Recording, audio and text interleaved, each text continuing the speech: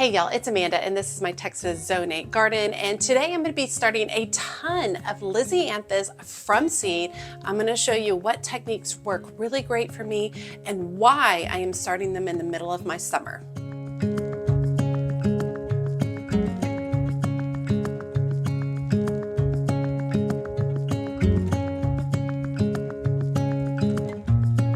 Okay.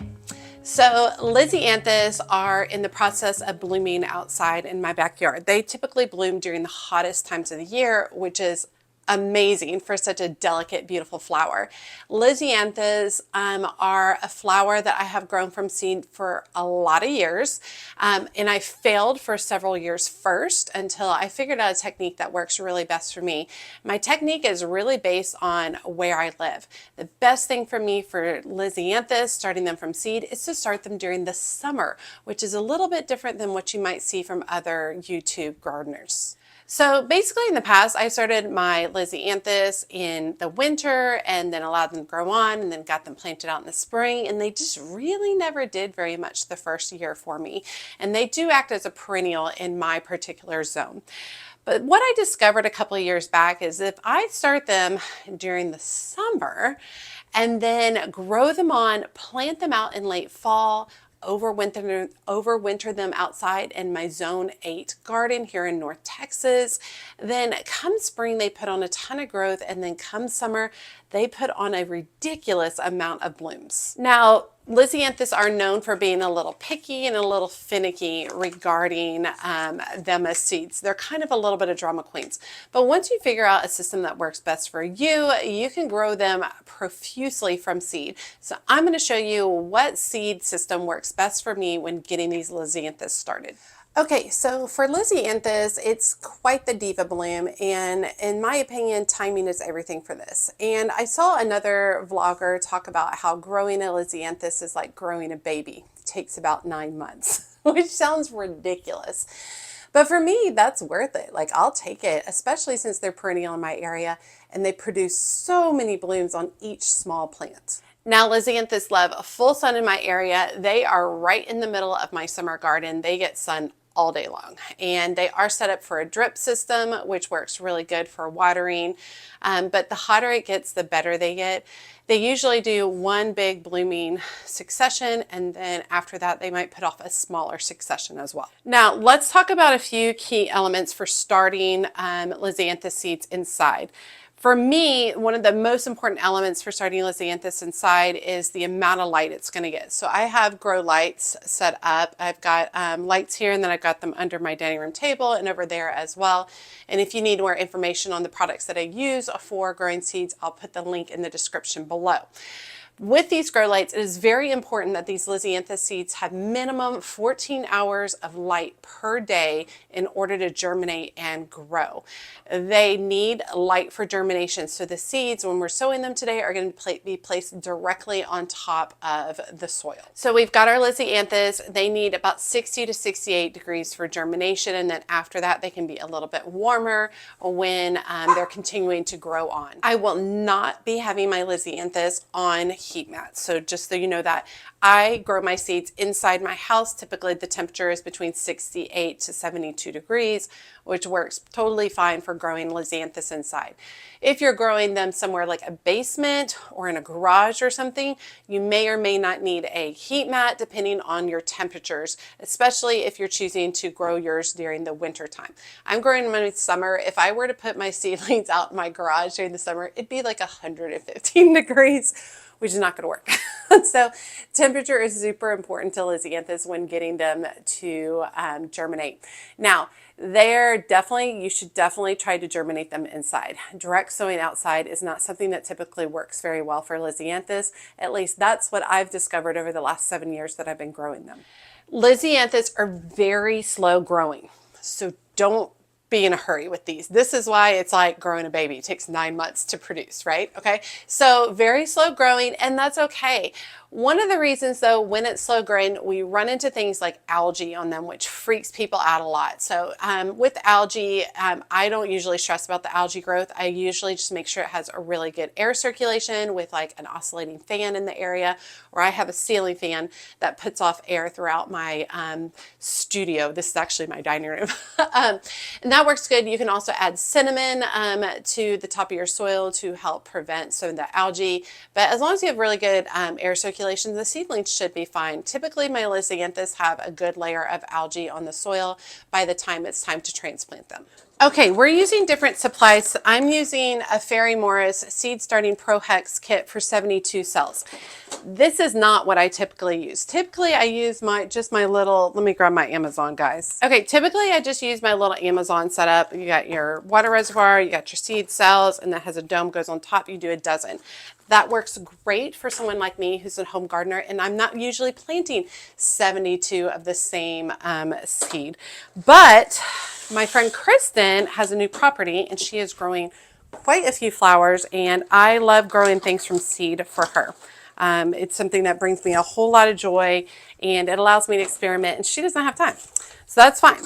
So I went ahead and got some 72 seed packets. Now, I only suggest using large scale setups like this if you're growing all the same type of seed in one container. I have in the past used some of these larger ones, and I would grow like echinacea and petunias and Lisianthus and all different kinds of seeds in the same thing. It does not work because they all need different type of environmental situations, different levels of heat, different levels of moisture. Some need a dome, some don't, some need light, some don't. It's just too difficult. So I don't typically use these because I don't grow 72 of like anything, rarely, because I have a small garden. So the little 12 works great for my situation. However, for Kristen, she has a ton of space. And so we are going to grow a ton of Lisianthus, and we're going to grow a bunch of different varieties. And for her, basically, I'm just going to take a couple of each of the varieties, and then all the rest are going to go to her. So this is a seed starting setup we're going to work with today. Although if you're a small home gardener, I highly suggest using a smaller one. We are going to need a dome because keeping Lisianthus seeds moist during germination is super important. So this is our setup right here. I think I picked this up at Lowe's. I think it was maybe like $7. I don't know how well it will go utilizing these hex things because they feel very like flimsy. I don't know how many times I'll get out of them, but we'll see. I don't like to waste plastic, so I would like to get multiple times out of these if possible. So let's talk about soil. Okay, for starting seeds. I don't typically use special seed starting soil. It's just a little bit more expensive. You get to buy smaller, but it's just not for me. It seems more of a hassle. I like to use my favorite potting soil, which is Burger BM7 that I get from Farmersville. From Farmersville, Texas. I get it at Homegrown Plants there, and I buy it in massive bags. So that potting soil, it has some pieces of bark in it, but it's actually a pretty fine soil, which works really well for me. And it's cost effective for my needs. It's not the cheapest soil, but I think it's the best soil. I think it's the best quality for the price. Now I use a dry method when starting my seeds, which is a little bit different than most. Most people put their soil on a mat like this, and then they moisten it, and then they put it in their trays. I don't like to do that. I feel like it's super messy. So basically what I'm going to do is, let me shove some of this back. It's funny to talk about being messy with gardening. Okay, so basically I'm just going to take the soil. I'm just going to run it through my hands, making sure that we've got clumps out. And I'm going to start feeding them into these hex trays. Just drawing the soil all the way across. Super simple and easy.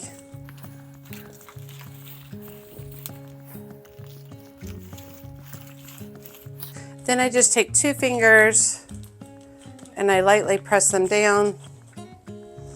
I could only apparently go left to right.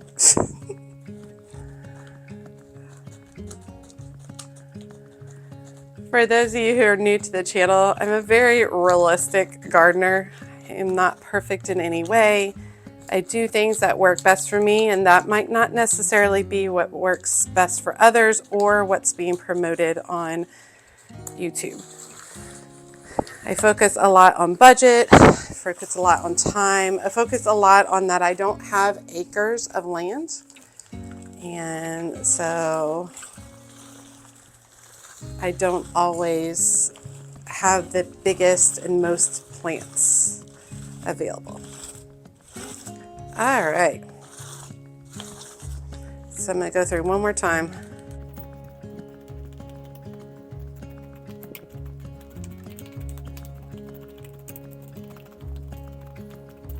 Okay. I haven't compacted the soil greatly, but you definitely want it a little bit tight because you want the roots to be able to easily travel through the soil. And then you also don't want, when these are finally ready and able to be transplanted, you don't want everything falling apart when the time comes to transplant them. So putting the actual seeds in the container is super easy.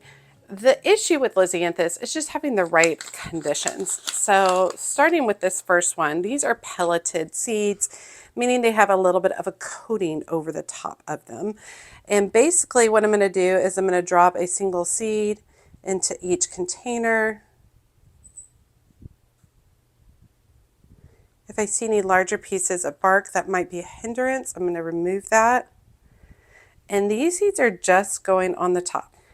Okay, and then I'm using my finger just to go through and make sure that the seed has good contact with the soil.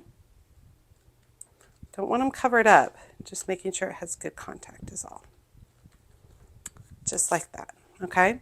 And that is the most important part of getting these going. So I'm also going to go through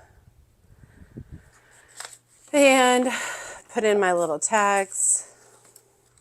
Okay, so I've got 4 rows of this one particular variety, which is called Black Pearl, and I will go ahead and talk about each of the varieties as I continue seeding everything, just so that this video doesn't run super long. I am growing, I think, 10 different varieties. I think that's the case. And many of them I've grown before, such as this Black Pearl is absolutely beautiful. It was last year was my first year growing them.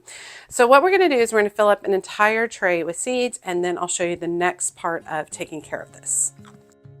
Okay, first up is this Black Pearl, Roseanne Black Pearl, which I started last year and I got my first round of crop this year. It is gorgeous, super strong eggplant color with a little bit of a gray, lots of ruffling, a little bit of a vintage look. It's about 24 to 36 inches tall, blooms summer through fall. And the petals are remarkably dark shade of purple, almost black in some areas, and then really contrasts against all of the green stems. And as they age, they almost get a silvery gray tone to them. Definitely, like I said, like a vintage ruffled look. So very unique. I found the stems to be very sturdy and very upright.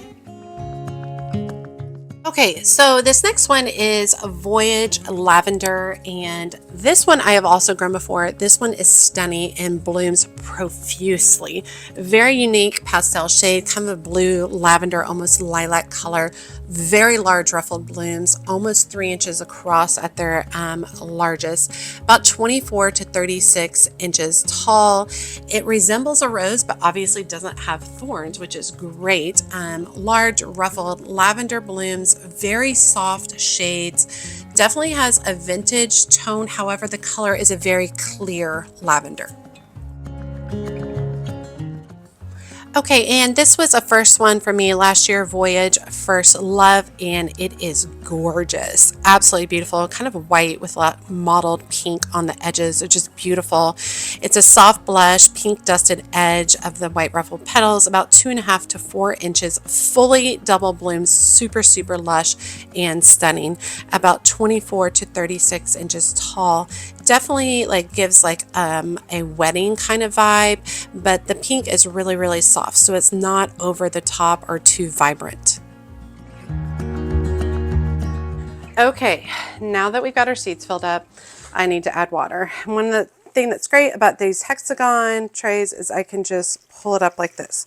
I'm using plain water, and I'm going to fill a tray up by about 50%.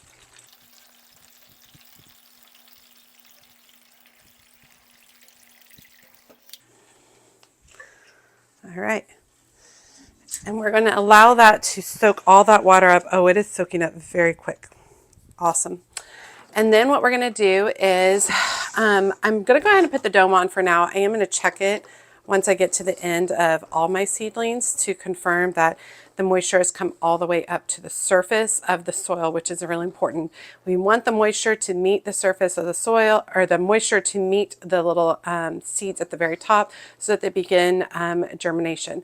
Having the dome on until these are germinated is very important. I will probably keep this dome on until about 60% of my seeds are germinated, and then I will remove the dome for the rest of the growing process. You do not leave the dome on throughout the entire growing process. Like I said, the dome is for germination only. Once they have germinated or sprouted, then we're going to remove the dome. Then I'm going to take and place my seedling tray. These are kind of flimsy in all actuality, not super strong. So definitely need a support underneath. I'm going to put my tray underneath the grow lights as close as possible. I don't know if I'm going to keep them on these particular shelves. I might move them to another shelf just because I, for some reason, forget to check these shelves. I like them on another shelf that I have in the corner. So we're going to go ahead and do that. But let's talk about a few more aspects of Lisianthus seeds. Okay, so Lisianthus seeds are divided into groups, group 1, 2, 3, and 4.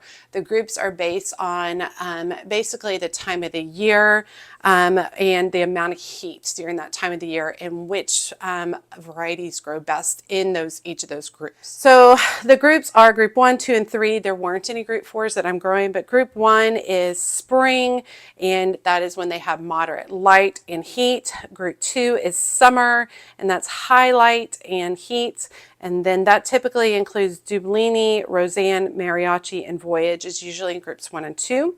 Group 3 is fall, moderate light and heat, and that typically includes Arena and Corelli. And I grow groups 1 and 2. I'm also going to be adding in group 3 this year. In my experience, groups 1 and 2 literally bloom a week to 2 weeks apart from each other. It's not that big of a deal for someone like me who's a home gardener. If you are a flower farmer, that 1 to 2 weeks is money, right? Like having them all spread out a couple of weeks is extremely helpful, especially when you're selling flowers. For me, I really don't care. So if you're in home gardening and you really don't care, that's fine too. There's not enough of a difference to make any kind of difference for me since I don't sell my blooms. So what we're going to do, we're providing the correct conditions for our seedlings, right? We put them in soil that roots can easily go through. We've provided moisture, and we put a dome on the top to make sure they stay moist through the germination process. If they dry out, they will not germinate. We've also made sure that we sowed our seeds on the top of the soil because they need light for germination. And my lights are set up on timers for, I think they do 16 hours a day, but you need minimum 14 hours a day for germination and to continue growing on the Lisianthus after that. So my lights are set on for minimum 14 hours, but I believe mine are actually set at 16 hours. After the germination, let's talk about temperature.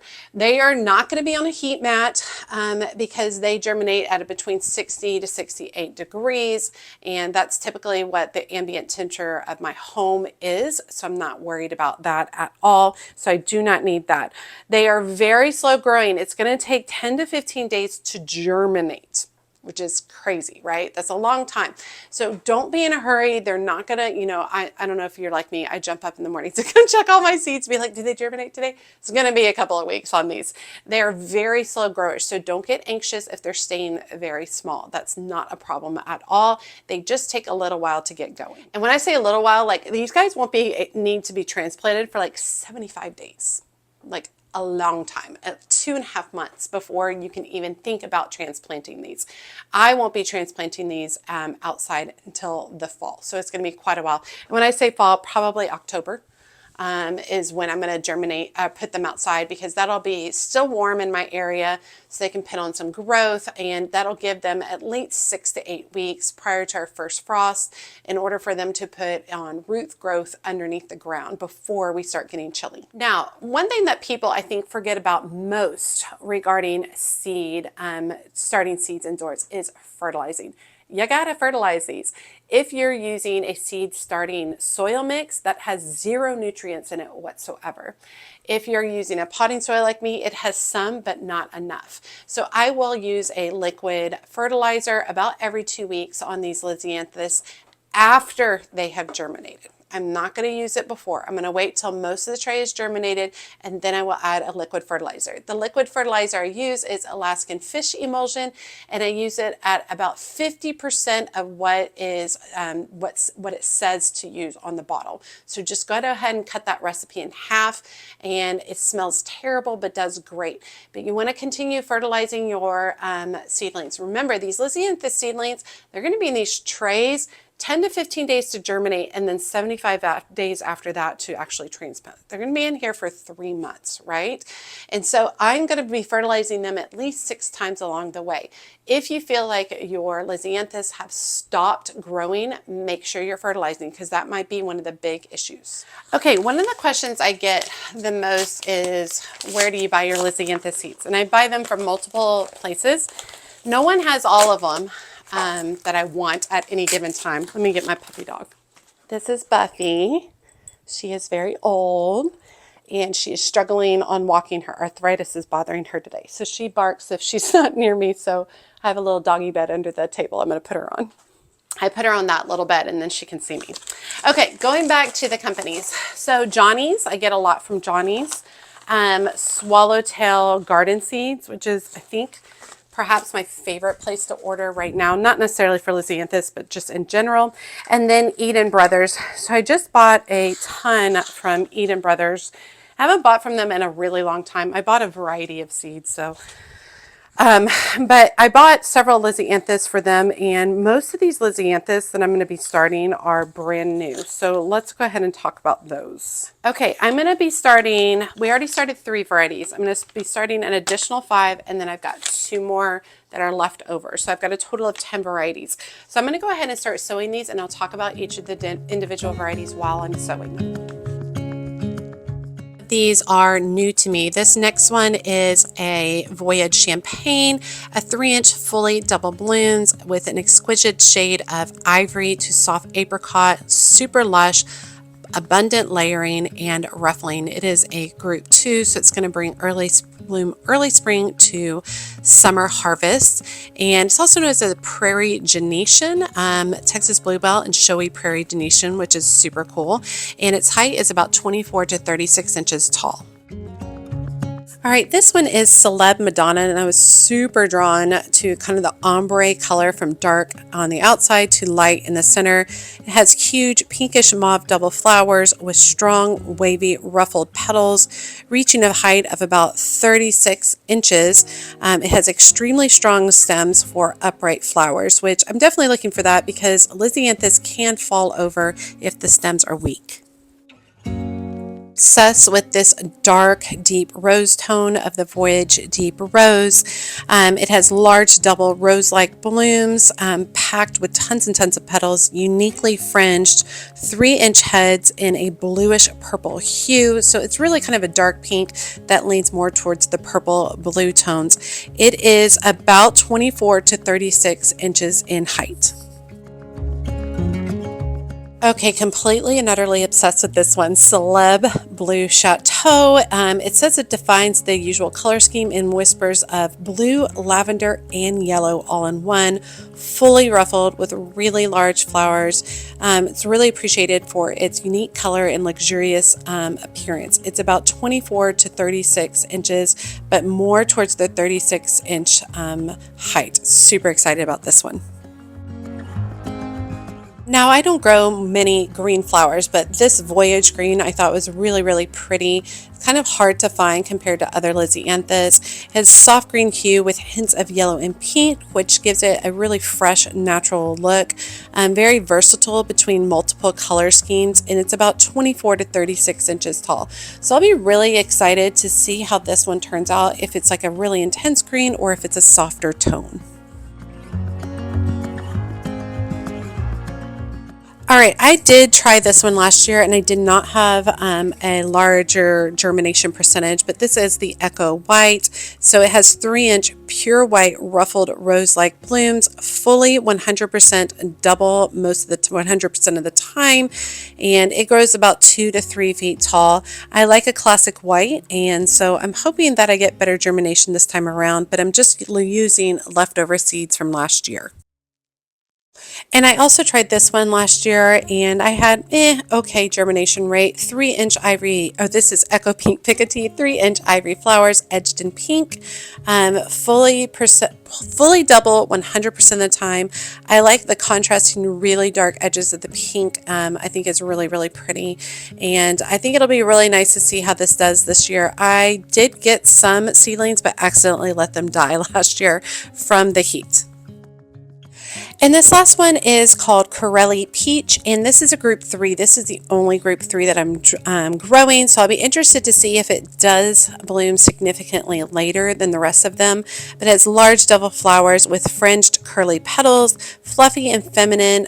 Love the soft pinky peach coloring, and it has a very strong upright habit with its stems, about 24 to 36 or 27 to 36 inches tall. Okay. So nearly 200 Lisianthus. I didn't have enough of the last ones because there are seeds from last year. So really excited to get these started, get them under the lights, get them going. Now, a couple of things that I do differently. A lot of people will mist the top of their Lisianthus seeds to go ahead and break down the coating. Because of the method I do, where I start with the dry soil and then I put the water in the reservoir and allow it to soak up, I do not do that. I don't do the spray down. The reason I do that is because I want to be able to visually look, see that the water has come to the top and dissolved the coating of the seed. I need to see that happen.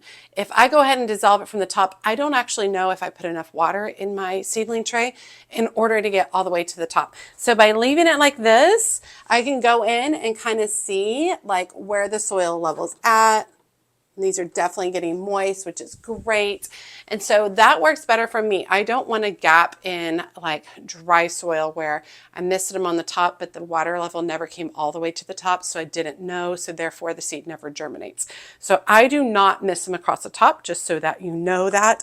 And that's my reasoning behind that as well. I will say these Jiffy containers are not great. So I should have just ordered some instead. So moving forward, I am going to be doing a whole lot of seeds for Kristen. So we're going to be doing foxglove. We're going to be doing petunias. We're going to be doing a whole lot of stuff. And I am going to be using some bigger trays for that. That I wouldn't ordinarily do. I'm just doing that to do a lot more, create a lot more seedlings for Kristen. And then I'll take a few of each of these, and I'm super excited about how this is going to turn out. I love Lisianthus. They are hands down one of my favorite blooms to have, especially once you figure it out. So with Lisianthus, once again, it's all about giving the Lisianthus seeds the correct conditions. So make sure that you went through all the steps we talked about, including they take 10 to 15 days to germinate. They must stay moist the entire time. So you want to make sure you leave your dome on until at least 60% of your tray is germinated. You want to make sure you have good, somewhat compressed soil so it's easier for the roots to go through. You also want to make sure that you have them under light, minimum 14 hours a day. I'm doing 16, and that is through germination and then afterwards. Remember, the seed must stay on top of the soil because it needs light to germinate. So you need to make sure you're taking care of that as well. And then remember, once your seedlings have sprouted, these take a while to grow. It's going to be minimum 75 days before you're transplanting them. Make sure you are fertilizing them with a liquid fertilizer about every 2 weeks. And I hope you all have a great success with that. Oh, make sure that they're germinating around the 60 to 68 mark. You can go up to 72. That would be fine too, but not colder and not hotter. I'm not using a heat mat for mine. All right, this is going to be fun, you all. I will definitely keep you updated. For those of you who are new to my channel, I do seedling updates as well, because there is a big gap in time with a lot of us gardeners where you see us start the seeds and then you see us put them in the ground outside in the garden. So I like to do updates and show the in between. And this is just starting my seed series for the summer. We are going to be starting lots of hardy annuals or perennials from seed. And then in addition, I'm going to be growing a whole bunch of fall annuals. I'm going to go ahead and start them now so that I have lots of beautiful plants to put out in my fall garden. All right, you all, as always, make sure you like, comment, and subscribe to the channel. Drop me a comment. Let me know which Lisianthus you liked the best, and if you've grown Lisianthus and what kind of success you have with them. And be sure to check me out on my social media outlets, including Facebook, Instagram, and TikTok. As always, she's a mad gardener or a decorator or anything else that she wants to be. Thanks, y'all.